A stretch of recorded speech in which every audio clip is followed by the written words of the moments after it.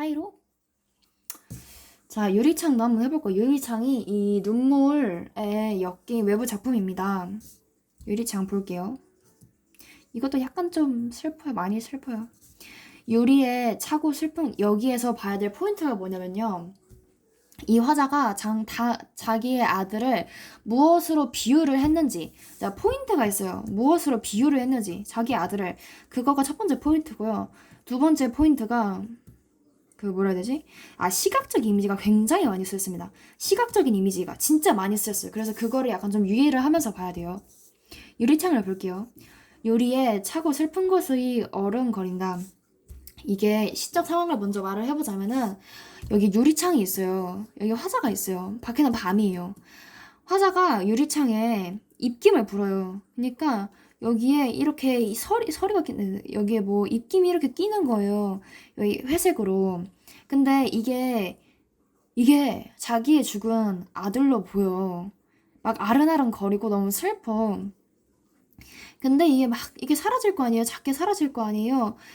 그러면서 이게 아들 같아. 파닥거리는 아들 같아. 너무 슬퍼. 그리고 얘를 계속 지웠다가 계속 지워보고 보고 지워보고 보고 하면서 아들을 계속 그리워하고 있는 화자의 심정을 알 수 있는 그런 시입니다. 한번 볼게요. 유리에 차고 슬픈 것이 아른거린다. 이 차고 슬픈 것이 첫 번째로 아들을 나타내는 거예요. 차고 슬픈 것이 입김이거든요. 입김? 화자가 본지 모르겠는데 어쨌든 입김이에요. 이 유리창이 입김인데 이걸 보니까 아들이 너무 생각이 나는 거야. 그리고 우선 기본적으로 알아야 게 이 유리라는 게 되게 이중적인 매개체거든요. 이중적 매개체. 왜 그러냐면요. 앞으로 이 시를 읽어가면서 알 수 있으실 텐데 화자가 밖에 있는 별을 보고 아들이라 생각을 해요. 저 별이 아들이 아닐까 이런 식으로 생각을 해요. 하지만 이제 이 별과 나 사이에는 이 유리창으로 이렇게 막혀 있잖아요. 그러니까 이 유리라는 것 자체가 화자가 이 아들과 만날 수 있는 아들을 볼 수 있는 연결할 수 있는 그런 존재이기도 하지만 이 사이를 다 가로막고 있는 이런 단절을 시키는 그런 매개체이기도 하다 해서 유리라는 게 이중적인 매개체로 작동을 하고 있습니다. 유리에 차고 슬픈 것이 어른거린다. 이게 아들이에요. 아들. 죽은 아들. 아이라고 해야 되나? 아이? 아들 근데 맞아요, 아들. 아들이 어른거린다. 그리고 이 린다에서 보면요. 현재형 어미를 쓰고 있어요. 현재형 어미. 이 시각적 이미지 이거는 나중에 한 번에 볼게요. 여럿이 붙어서서 입김을 흐리우니 길들은 양 엄날개를 파닥거린다. 아까 말했죠. 처음에 입김이 이렇게 컸을 텐데 이게 점점 쪼그라들면서 이렇게 사라지잖아요. 입김이 시간이 지나면은. 근데 그걸 보고서 저게 나의 아들 같고 나의 아들이 날개를 파닥거리면서 사라지는 것 같다라고 말을 하고 있는 거예요. 그러니까 날개. 날개. 이것도 이제 아들을 말하는 거겠죠. 아들의 날개 말하는 거겠죠. 이 왜 날개라고 했냐면, 나중에 화자가 마지막에 보면은 이 아이를 새라고 비유를 해요. 그것도 좀 이따 알려드릴 거예요. 그래서 날개라는 표현을 쓴 거예요. 지우고 보아도. 이게 굉장히 슬픈 구절입니다. 왜냐면요. 화자가 이 시의 특징 중에 정말 잘 드러나는 특징이 뭐냐면요. 화자가 굉장히 슬퍼요. 진짜 너무 슬퍼하는데 그 감정을 극도로 절제를 하는 거야. 이게 아들이 죽었으면 막 너무 비통하고 내가 진짜 하늘이 다 찢어진 것 같다 이런 식으로 표현을 하지 않고 슬픈 감정을 진짜 말을 하지 않아요. 정말 차분하게 절제를 하고 있는데 이 화자의 슬픔이 이 화자의 행동에서 나타나는 거야. 그래서 이 화자는 지금 내가 슬프다는 기분을 직접적으로 표현을 하고 있지 않지만 행동을 표출을 하고 있어요. 행동 표출. 아니 화자가 이게 유리창이를 보면은 애를 보고 싶어가지고 애가 잘 보였으면 싶어가지고 지우고 또 보고 하는 거야. 그러니까 얼마나 안타깝고 간절하겠어. 그러니까 화자가 정말 슬픈 감정이 있지만 그거를 진짜 미친 듯이 절제를 하고 있다. 극도로 절제를 하고 있다라는 걸 이 행에서 잘 볼 수 있습니다. 자, 새까만 밤에 밀려나가고 밀려 부딪히고라 하는데, 자, 밤이 밀려나가고 밤이 빌려 부딪히고 이걸 제가 어떻게 해석을 했냐면, 내가 이게 유리창이야. 근데 한번 쓱 해? 근데 아무것도 없어. 밤밖에 없어. 밤이 밀려온 거야. 내가 다시 쓱 해? 근데 밤밖에 없어. 밤이 밀려온 거야. 아, 나도 뭔 소린지 모르겠다. 그래서 내가 아무리 지우고 또 지워봐도 밤밖에 안 보이는 거야. 밖에는 밤밖에 안 보여. 그러니까 여기에서 나타내지는 화자의 감정이 허탈함, 상실감이겠죠. 너무 슬퍼. 물 먹은 별이 반짝 보석처럼 박힌다. 아, 다 해야겠다 그냥. 그리고 이 밤이 밀려나가고 이러고 있는데, 밤이라는 건 실제로 밀려나가고 그렇게 할 수 있는 게 아니잖아요. 그러니까 추상의 구체화, 관념의 구체화래 돼. 추상적 개념의 구체화, 관념이라 할게요. 관념의 구체화. 밤이라는 게 실제로 밀려나가고 부딪힐 수는 없는 거잖아요. 관념의 구체화고요. 그냥 시각적 이미지도 그대로 할게요. 우선 아른거린다 자체가 시각적인 이미지고요. 차고 슬픈 것이. 차고에서 약간 좀 감각적 이미지를 할 수 있지 않을까? 본문에 나오지 않았지만. 열없이 붙어서서 입김을 흐리우니 길들은 양 어느 날개가 파닥거린다 말을 하고 있고요. 그래서 마찬가지로 현장이고, 지우고 보고 또 지우고 보아도 색감함도 이제 시각적인 거죠. 색채적인 거죠. 시각적, 색채적. 밤에 밀려나가고 밀려와 부딪히고, 물먹은 별이 반짝 보석처럼 바뀐다 말을 하고 있는데요. 이게 왜 물먹은 별이냐면요. 화자의 눈에서 눈물이 나오고 있는 거야. 우리 울 때 보면은 막 빛 같은 게 막 이렇게 퍼져서 보이잖아요. 그것처럼 별이 내가 지금 눈에 눈물이 가득 차 있어가지고 물을 먹은 것처럼 보이는 거야. 그러면은 이 별, 물먹은 별도 아들을 나타내는 거겠죠. 밖에 있는 아들. 물먹은 별이 반짝 보석처럼 바뀐다. 자, 물먹은 별을 보석이라고 비유를 했는데, 물먹은 별이 아들이니까 마찬가지로 보석도 아들을 비유하고 있는 걸 거예요. 물먹은 별이 반짝 보석처럼 바뀐다. 그러니까 이 화자가 유리창을 닦으면서 밖을 봐. 근데 밖에 아무것도 없어. 근데 별이 보여. 내가 지금 눈물을 흘릴 것 같아. 별이 보여. 그 걔가 물먹은 별처럼 보여. 근데 그게 또 보석처럼 보인다. 내 아들 같아. 이렇게 생각을 하고 있는 거야. 그래서 이거 보면요. 차고 슬픈 것, 언날개, 물먹은 별 이런 거는요. 은유법이에요. 은유. 근데 얘처럼 쓰였죠. 얘는 지유법이라고 할 수 있습니다. 반짝 보석처럼 박힌다. 반짝이라는 것 또한 시각적인 이미지이죠. 밤에 홀로 유리를 닦는 것은 외로운 황홀한 심사이거니. 야, 이게 정말 중요합니다. 외로운 황홀한. 이거 역설법이기도 하고요. 대위법이기도 하고요. 대위법. 이거 무슨 형용인데? 무슨 형용이기도 합니다. 역설법은요. 둘이 좀 반대가 되는 단어를 같이 쓸 때 역설법이라 하고요. 근데 그 단어가 특히나 감정에 대한 것일 때 대위법이라고 하고요. 근데 그게 형용사야. 외로운 심사, 황홀한 심사, 형용사야. 그럴 때 무슨 형용이라는 말을 씁니다. 세 가지가 다 해당이 되는 거예요. 그래서 이게 왜 외로운 황홀한 심사냐면요. 아까 말했듯이 유리창을 통해서 이 화자가 자기의 아들을 볼 수 있는 연결이 되기도 하지만, 마찬가지로 유리의 단절이 되기도 한다잖아요. 마찬가지로 이 밤에 홀로 유리를 닦는 이 행동을 통해서 화자가 혼자 있으니까 너무 외롭지만, 하지만 그러면서 밖에 있는 별들을 보면서 아이를 느낄 수가 있다. 그래서 황홀하기도 하다라고 말을 하고 있는 거예요. 그래서 혼자서 외롭지만 별을 통해서 아이와 만나서 황홀하다라고 말하고 있는 겁니다. 고운 폐혈관이 찢어진 채로, 이게 아들이 죽은 이유입니다. 폐결핵. 아이요. 고운 폐혈관이 찢어진 채로, 너는 산새처럼 날아갔구나 라고 말하고 있어요. 자, 이 아는요. 감탄사죠. 감탄사고요. 감정을 집약적으로 제시를 하고 있어요. 이거 어디서 많이 봤죠? 19채 향가. 19채 향가의 마지막 말머리 낙구. 이거 똑같이 계승했어요. 그래, 너는 산새처럼 날아갔구나. 이 산새도 마찬가지로 아들입니다. 아들인데요. 날아갔구나 하고 있잖아요. 나. 이거 영탄법이에요. 영탄법. 그 영탄법이랑 감탄사 구분하는 거 아시죠? 감탄사는 이런 식으로 감탄을 하는 그 표현 자체를 말하는 거고요. 영탄법이라는 건 내가 감탄을 하고 있다는, 그러니까 느낌표를 붙여가지고 말이 되면서 해. 날아갔구나. 나 말을 하고 있죠. 이거는 감탄사는 아니에요. 근데 영탄법인 거예요. 얘는 감탄사이기도 하고요. 영탄법도 해당이 돼요. 아, 여기 느낌표 보시면은 해당되잖아요. 화자가 왜 아이를 산새라고 표현을 했냐면요. 산새는 나뭇가지에 잠깐만 앉아있다가 날아가 버리는 그런 존재예요. 굉장히 허망하잖아요. 아이가 죽어버린 게 그런 것과 비슷하다라고 생각을 하고 있습니다.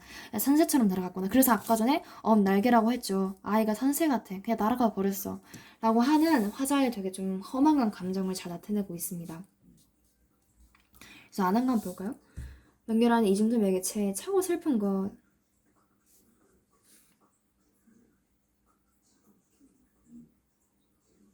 어른거린다.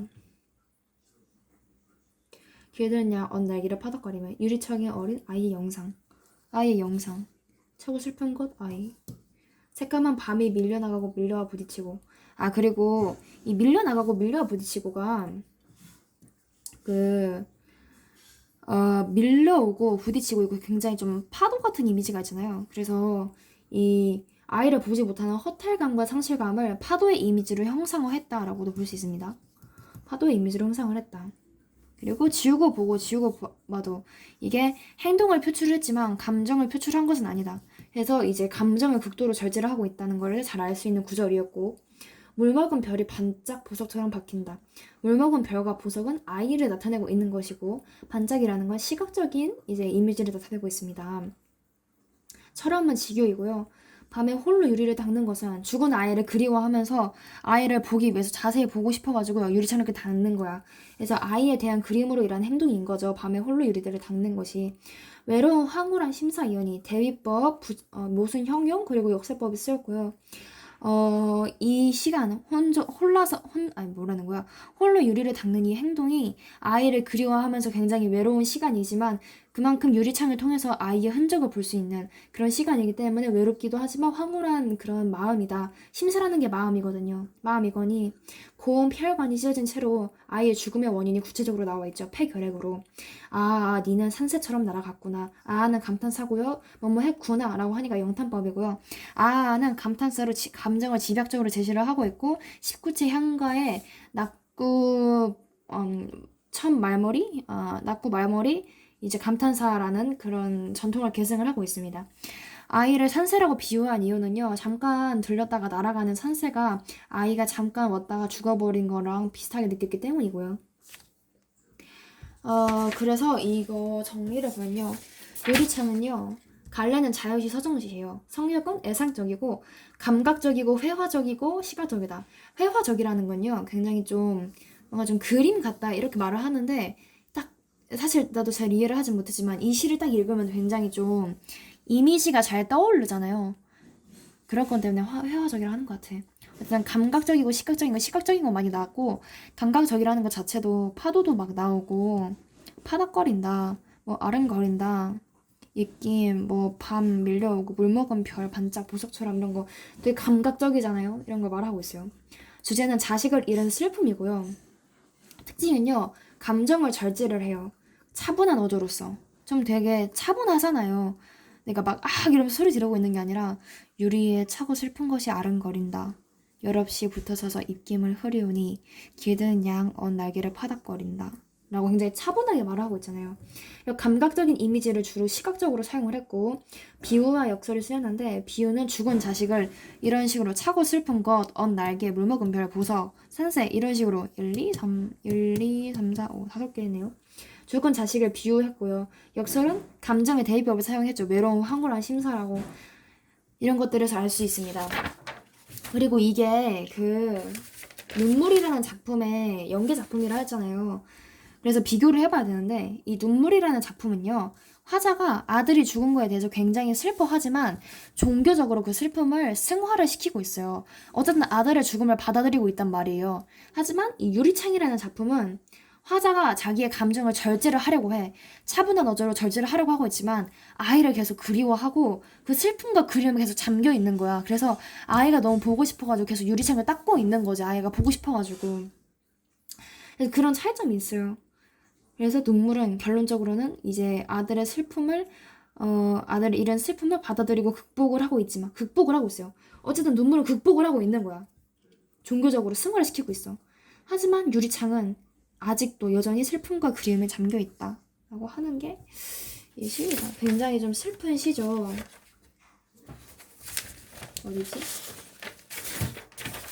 어디지? 어디지? 잠시만요. 어디지? 유리창. 어딨어? 대입법. 선명하게 보고, 지우고 보아도. 선명하게 보고 싶으나 볼 수 없는 안타까움과 간절함. 유리, 죽은 아이와 화자를 단절시키면서 연결하는 이중적 매개체이다.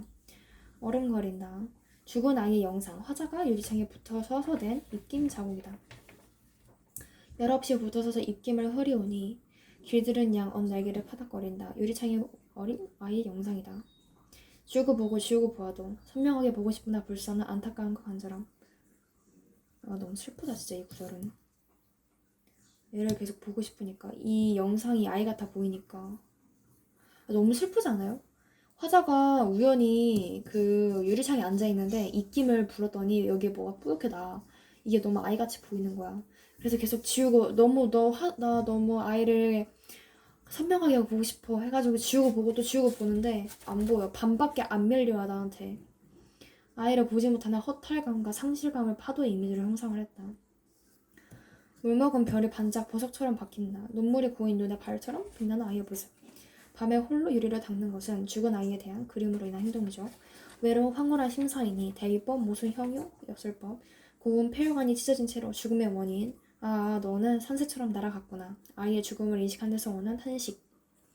산새는 나뭇가지 잠시 머물렀다 날아가는 산새. 허망하게 떠난 아이를 나타낸다. 라는 건 감정을 집약적으로 제시를 했고 이러면서 19제 향과 낙구 전통을 개선을 했다. 차고 슬픈 것이라는 게 자식을 잃은 슬픔이 북받쳐가지고 차가운 여기도 쓰였구나. 이게 그 소리구나. 아니 이 자습서를 보면요 차고 슬픈 것에 대위법이 나와 있어요. 근데 이해가 안 되는데 이게 뭔 소리냐면 자식을 잃은 슬픔이 북받치는데 그 와중에도 차가운 이성으로 슬픔을 억누른 거야. 이게 서로 상반된 감정이래요. 나는 비슷한 건 줄 알았거든요. 하긴 슬픈 거면 좀 따뜻한 감정이 느껴지겠지. 차고 슬픈 건 여기. 그니까 그러면은 대위법이 여기에서도 나타낸 거고 어디서? 여기서 나타낸 거네. 대위법이 여기로 나타났구나. 어디 보자. 차고 슬픈 것. 대위법. 차고 슬픈 것 즉 자식을 잃은 슬픔이 북받치지만 차가운 이성으로 슬픔을 억누르려 함. 서로 상반되는 걸 했고 두 작품에서 눈물과 유리창에서 화자는 모두 자식을 잃은 상황에 처해 있다. 그런데 눈물의 화자는 슬픔을 시대 은총으로 받아들이며 극복하고 있는 반면에 유리창은 화자는 감정을 절제하려고 하지만 여전히 슬픔과 그림에 잠겨 있다. 라고 말을 하고 있습니다. 자, 그래서 유리창은 여기서 끝내고요.